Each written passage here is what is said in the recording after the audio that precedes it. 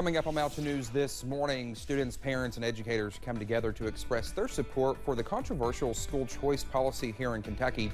And if you happen to be in the passenger seat during a car ride, you may have more responsibility than you think. Dedicated to Eastern and Southern Kentucky, this is WYMT Mountain News this morning. 5:34 on your Wednesday morning. I'm Dakota Makris. Good morning to you. And I know you all are probably moving a little bit slower this morning because of the rain, and we're in a first alert weather day because of it.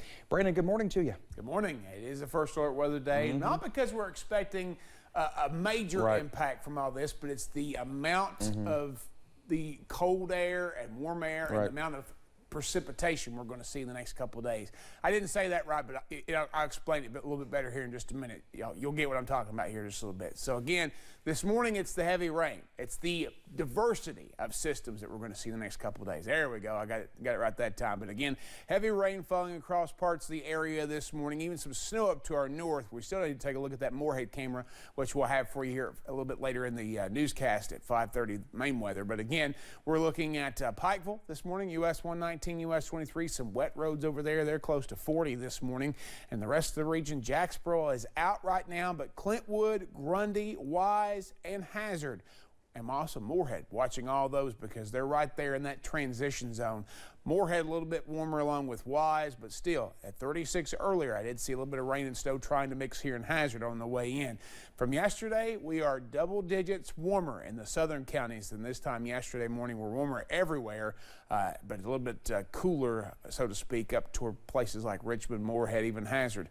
5 to 7 degrees warmer this morning. So your day planner, back and forth rain chances all day long. You might even see a little bit of sunshine trying to peek through at times. Don't hold your breath on that, but I'm not going to rule it out. Temperatures top out around 59 before the cold front rolls through. By 5 o'clock, they'll be right at 50 this afternoon, and they'll drop from there. Dakota? All right, Brandon, thank you. Well, the case against the Florida man accused of leading state police on a multi-county chase with a woman's body in the back seat is moving forward. A Laurel County judge sent David Reed's case to a grand jury on Tuesday. He's charged with the murder of West Virginia native Rachel Carter. Her body was found in Reed's car on I-75 in Laurel County following a chase. Police say he admitted to killing her. At some point, he put his arms around her neck area, and I asked him if he knew she was dead. He advised that he went outside after the altercation to load some stuff in his vehicle, and when he came back out, she was no longer breathing. Detectives say they still don't know where the murder happened. They say Reed could not remember what hotel they were at, but said it was near the interstate. An Eastern Kentucky deputy jailer was arrested for misconduct. Floyd County Attorney Keith Bartley confirmed Aaron Rounds was charged with assault and official misconduct for allegedly assaulting a prisoner in the Floyd County Jail. An arrest warrant says Rounds hit an inmate with his fist and a weapon several times on January 13th. During that time, he was acting in his role as deputy jailer. County Jailer Steve Little told us the incident is being investigated by the Floyd County Attorney's Office and the Prestonsburg Police Department. It is National School Choice Week, and students, parents, and educators came together to support school choice policy in Kentucky. Supporters have faced setbacks during the past year. In November, the state Supreme Court ruled against a bill that sets up tax credits to pay for vouchers for private schools. Justices say it's unconstitutionally diverted tax money away from public schools. School choice advocates say families need as many options as possible. Like so many other states, Kentucky will break down those establishment barriers and find a way to fund students, not systems. Friends, that day is coming, and I relish being part of the fight and the inevitable victory for education freedom in Kentucky. Throughout the week, events and activities will take place that are meant to shine a spotlight on effective education options in their communities. Well, as a passenger in the car, you probably do not think you have as much responsibility out on the road as the driver, but that's not always the case. Well, this week is a good reminder of that. It is National Passenger Safety Week. NationalPassengerSafety.org reports that in 2020, 6,275 passengers were killed in car crashes. That's more than 50% of teenage passengers died in a car crash where the car was driven by another teenager. That is why the founder of We Save Lives and the National Road Safety Foundation encourages parents to speak to teens about speaking up if they feel unsafe. The passengers have the power to save a life, and we want to empower them to do that. And parents, I urge you to let your teens know that you will pick them up, no questions asked, if they're ever in a dangerous driving situation. Safety is the priority here. The organizations say it's important that parents know who their teen is driving with and ask questions such as how old is the driver, how much experience do they have driving, and do they have a valid license before you let your child in the car with someone you may not know very well. Rechargeable batteries are everywhere, but using them safely is very important.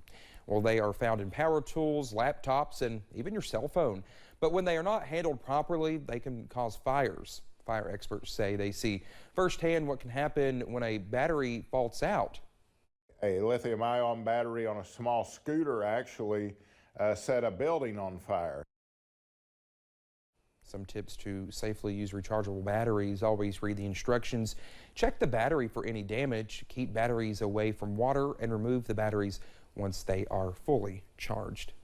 Well, for more than 23 years, the Challenger Learning Center in Hazard has been teaching kids in eastern Kentucky, well, that they have the ability to shoot for the stars and land on the moon. Our Olivia Calfee visited the facility to get her hands on a new exhibit and take a peek at the upgrades that will help eastern Kentucky students launch a new mission. The Challenger Learning Center is credited for giving kids opportunities to infinity and beyond. We had two major areas that we upgraded. We upgraded our missions, which are our flagship program, and we upgraded our museum space. The updates are seen all across the building, from cosmetic changes in rooms to high-quality software upgrades, including new paint, lighting, carpet, also computers and monitors in the missions area. Charles Bush with the Challenger Learning Center adds one more addition to the missions. We have a brand new mission that we're flying that we've never flown no one's ever flown before, and we're really excited about that. Also transitioning the long-standing exhibit known as Mars Invasion into a brand new Artemis-inspired exhibit. This is now Moon, Mars, and Beyond, and we're focusing on those Artemis missions, which are NASA's plan to return us to the moon. Teaching kids everything from robots to AR landscapes, and even the impact Kentucky is making on the aerospace industry. The #1 dollar for dollar export in Kentucky or out of Kentucky is the aerospace industry. There are many aerospace companies that make parts that aren't made anywhere else in the world, highly specialized, highly advanced. Implementing exhibits and teaching kids that Kentucky is full of opportunities that could one day land them on the moon. And I think the most important reason for what we do is to expose students to new things.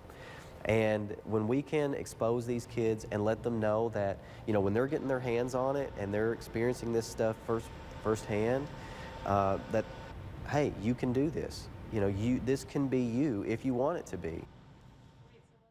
That was Olivia Calfee reporting. Bush says all of this was made possible thanks to a grant from the Appalachian Regional Commission for $800,000 to cover all of the new exhibit and many of the new simulator upgrades. The Challenger Center also received numerous private donations to assist in the cosmetic upgrades. And during Governor Andy Beshear's stop yesterday in Perry County, he announced another $100,000 is headed to the center as well. Well, just ahead, a country music star and Kentucky native prepares to hit the field during one of the most viewed events in the nation. And while it'll be a warm afternoon today, that trend will not last. I'll have more what we could see in the coming days in about 3 minutes.